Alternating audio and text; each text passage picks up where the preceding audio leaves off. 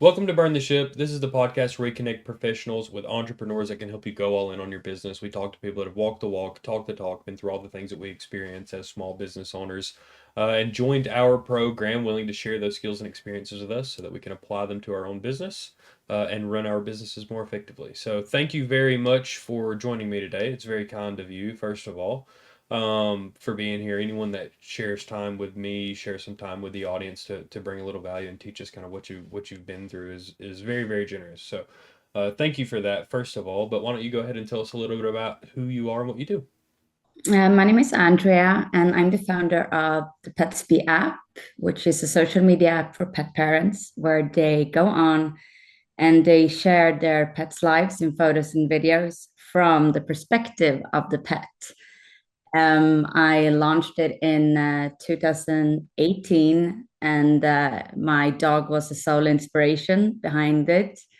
I took him over from my neighbors in Sweden and I moved him to New York and having him open up this kind of new world to me of how much you like look at your pet and imagine what they would say or think. And I realized that this is a very common phenomenon talking to other pet parents. And I thought, being someone who doesn't like regular social media or human social media, never been into it, I thought, oh, I should make an app of this where people pretend to be their pets, and it's a world of its own, and you only see pets, and that's it.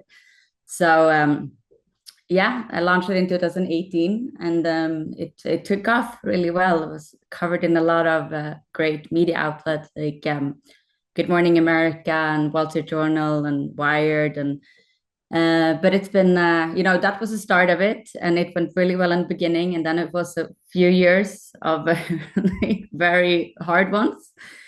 But we kept in there. I have an amazing team, and now maybe 2 years ago we got to kind of like this stable situation, which is where we're just enjoying it, and we also set up a pet marketing agency called the Petzbe Agency as well. So it's all the pet world. Yeah.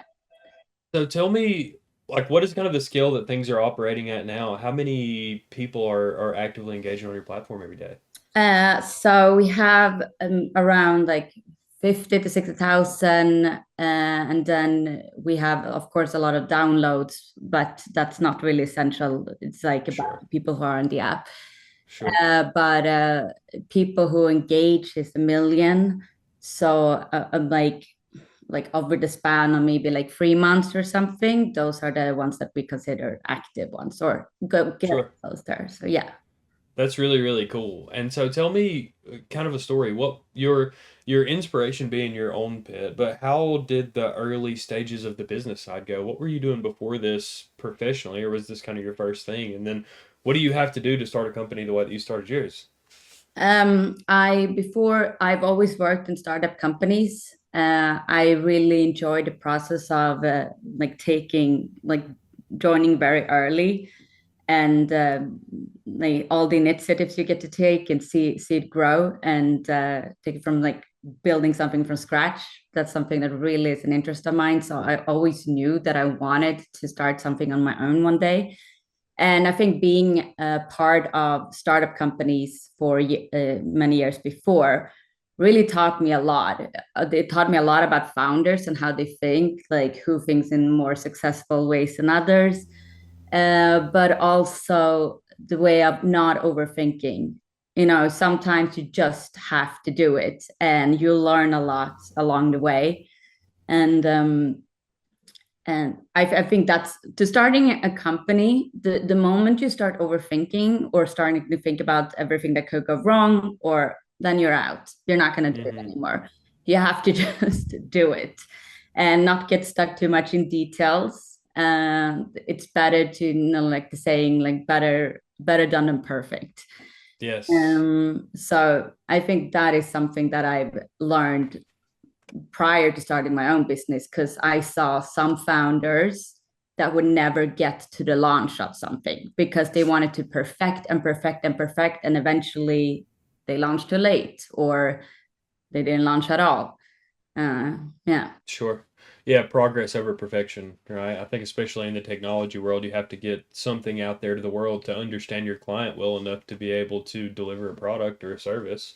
So what is it that you guys have done really, really well? I know that you said you've launched kind of this second iteration of pet marketing agency and helping people kind of get their pet businesses off the ground. What's that order been for you of getting Petzbe to where it was, finding other ways to tap into that pet market from a B2B perspective? Like, what is that skill that you're harnessing that's allowing you to open all of these new doors? Well, first of all, we really know how pet parents work. That's we've been able to target a lot of them, and we know what makes them tick. And my co-founder Chelsea, she has 18 pets in total, Mm, like horses, cats, and dogs. She's grown up with pet her whole life, so she lives and breathes the pet industry. But mostly, of course, it's that knowledge, but it's also, you know, you have to do so many things in the beginning when you start a company. I've had business and the marketing from, before Chelsea. She had social media and content creation from before. But as you go, you kind of just adapt a lot of different skills. And we thought, these are things that we want to share with companies in the pet industry. And we have both large and small companies. My favorite ones are the ones that are early stages, where you can do big initiatives with. Um, so it really the reason why we put it up was because like we got people reaching out to us or like wanted to collaborate or doing campaigns on the app. And after a while, it just made sense to have an agency as well and work with sure. clients that way. Sure, absolutely. So what's been difficult, right? Like what's been the trickiest part? I know that there's a lot. I mean, and everyone kind of experiences different things, both from a technology perspective and from a B2B perspective when you're I mean, I think that you're past, getting a company started. I think you're well into your maturity and adulthood of your actual businesses, but what's been difficult? Is it fundraising? Is it finding people? Well, what is that thing that you guys have learned that if you could go back and teach yourself day one would be the most valuable? Before I launched the business, there was a guy who was also in tech, and he said, my biggest advice to you is don't grow too fast because you're not going to be able to manage growth unless you have a huge team and a lot of tech people. I ignored his advice Hmm, because I wanted to grow fast. And then I realized that I should have taken his advice. sure. It's very easy to get carried away in the beginning and really just maximize and also put a lot of funding towards it. But looking back, had we been more patient and grown slower and learned to keep up with it and things, it would have been a much better use of the resources. But I mean, it's scary in a tech company because you need the people there. But I think it's very important to plan like exactly how much and also phase in phases of growth. I didn't do any of that, so but Hmm, so that's like one thing I really learned. But with time, that's when we implemented a lot of those steps. Something that we've been really good at is to really listen to the users, like observe them, like, and also making sure that the community stays very friendly and positive. So we have spent a lot of resources on monitoring any kind of language. We have a lot of community managers going through anything that's been flagged, really staying to our promise of keeping it like friendly. And obviously, no human content. Nobody should discuss politics. You can't even type in like anything that hmm, has to do with politics on the app or anything. I mean, they are pets, so why would they discuss that? So, sure. yeah. Yeah, it's really, really cool that I think after observing the technology and the app in general, I think what you guys do is really, really cool because it gives a place to go that is so unlike the rest of the doom scrolling that happens in the rest of the technology world. Like you know what you're there for, you know what you're getting, you know the response that it's going to make you have, and it's always one that I've found to be very positive. Um, so tell me this, where do you go from here? You know, where are your goals? Are you scaling more the B2B side? Is the consumer side kind of growing itself? Like what's kind of the differences there, and what are your goals? The consumer side is growing on itself, and it's come a lot easier, that part. Um, it is something that we want to, put the resources towards more marketing and grow it, but we're doing it in phases as well. So I'm not gonna put a big chunk towards it now. I'll Sure, do it gradually. We're also implementing a lot of features on the app that, like, where they can go shopping on the app, like everything pet related. And in terms of the B2B, just expanding on that, getting more clients. We're very picky with our clients though, because we don't sure, want to just work with anyone, and we really want to put, our time into it, and thought. Like we don't want to just take them on and then have someone else do the work. And so sure. um but yeah, continue to grow slowly but surely. I'm really happy where we are right now. It took a long time to get there. I do want to grow, but I'm gonna, make sure I don't want too much too fast. And I think another strategic initiative would probably be to find someone like who has a big impact in the pet industry and partner up with them, ideally in form of a investor deal or something, because I really love it when celebrities that are very related to the business that you have take it on and promote the product or service, because that's really Sure. a very good, like, use of resources, because you get their platforms to do it. But it has to be genuine. They actually have to care, and they have to do it consistently. So for that reason, partner in forms of giving shares or something. I think that's an initiative, and we have a few people that we're discussing with for that. So I think that's a good next step. But yeah, I used to, a few years ago, I used to, you know, want a lot, like Mm-hmm. in a very short time. But I think I've matured a bit, and I appreciate a steady growth where you can. Um, I think the landscape has changed a bit as well. There was a time in which tech companies were only focusing on growth Sure.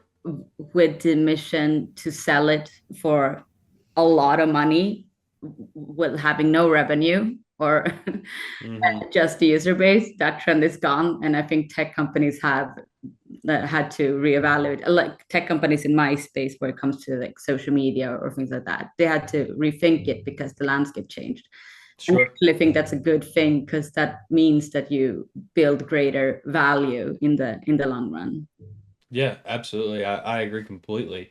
Um, I think that what is so interesting about the tech social media side is exactly what you just said, that your users aren't equated into dollars anymore, because there's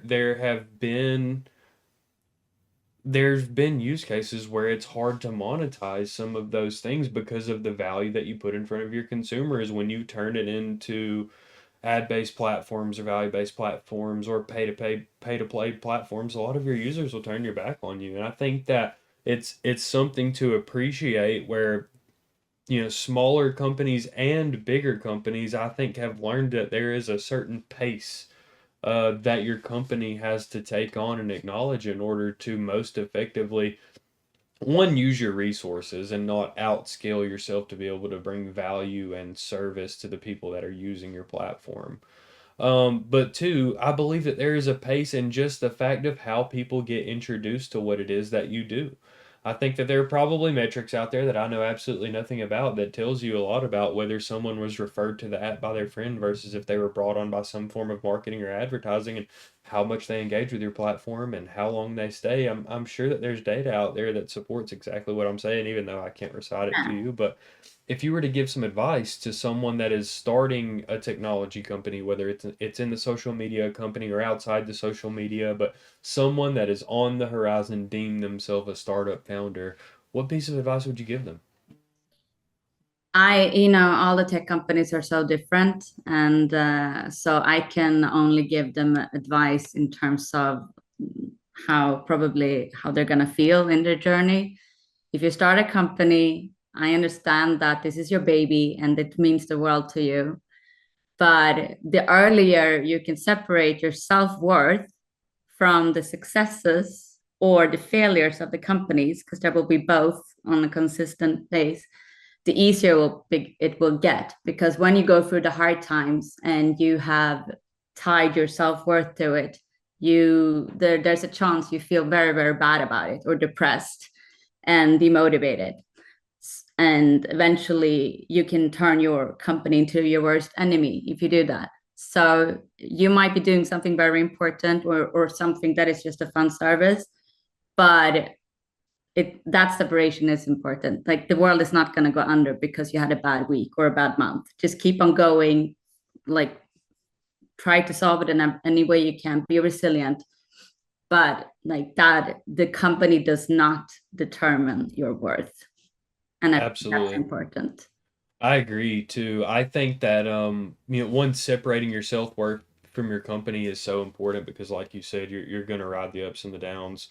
Um, but I think that focusing on the highs is important as focusing on the lows, right? Like you can't, convince yourself that you're at a place that you're not because you have some wins that you got early on. I think that it is very important to keep due course on what is important to you and what is important to the users on your platform.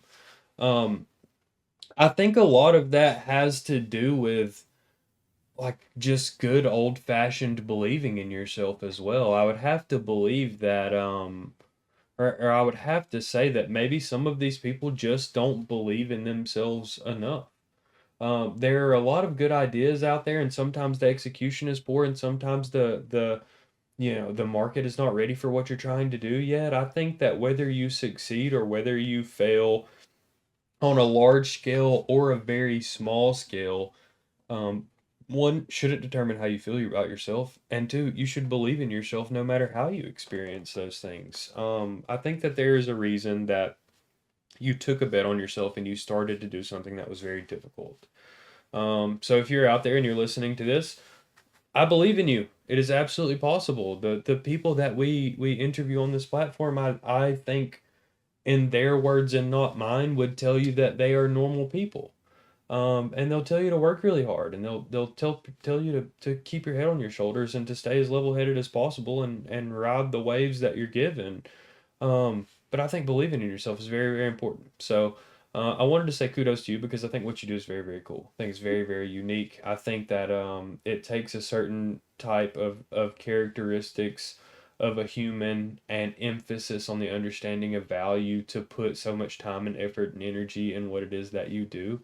And obviously you have an incredible amount of care for your pets, other people's pets, pet parents in general, to which I highly relate. I have heard my dog scratch this door at least 4 times since we've started this podcast. So, if you have anything else to leave the people with, I would highly invite you. Oh, before I'm missing something. How do people find you? If they want to buy something from you, if they're in the pet industry and they want to kind of apply to be a client of yours, or if they want to go find your app, where's the easiest two things to do those things? Yeah, if you want to find the app, you can go to the App Store or Google Play and search for Petzbe, Petzbe. If you want to collaborate, you can go to petsbeagency.com and just reach out to us. I think that's the best way. Nice. Well, thank you so much for your time on the platform today. Burn the Ship really, really appreciates you. We really appreciate you being a part of the family. I hope I am able to introduce you to some people that are in my network that kind of fit the bill for you guys. My wife lives Petzbe. Yeah. We are new as of when we talked to the first time because that was about the time that I found your stuff. But She loves it. She Great. thinks it's the coolest thing in the What's her world. username? I have to sniff her. I don't know, but she sends me stuff Email me later. throughout the I would day. love to know. Yeah, I'll check it out. I'll see exactly what it is. But she sends me stuff. She's never uploaded anything, I don't think, but she loves Yeah.